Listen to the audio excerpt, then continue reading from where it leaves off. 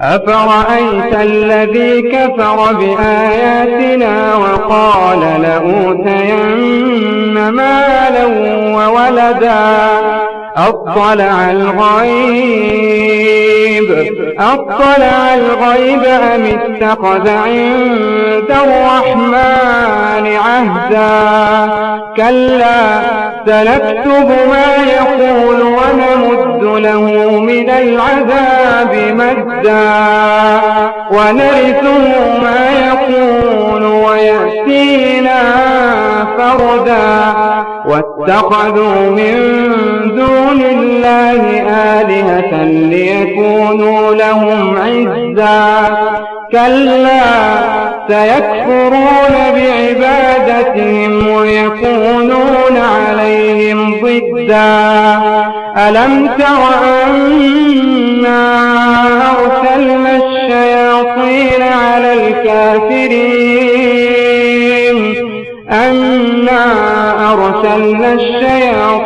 على الكافرين تؤزهم أزا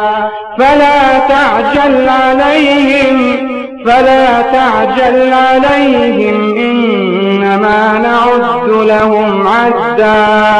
يوم نحشر المتقين إلى الرحمن وفدا ونسوق المجرمين إلى جهنم وردا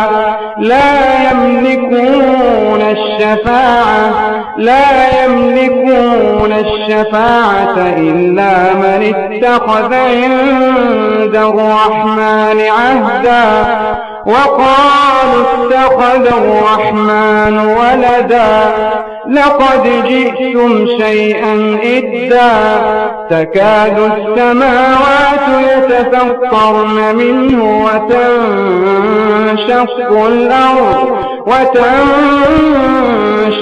الأرض وتخر الجبال هدا أن دعوا للرحمن ولدا وما ينبغي للرحمن أن يتخذ ولدا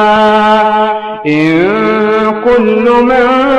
في السماوات والأرض إلا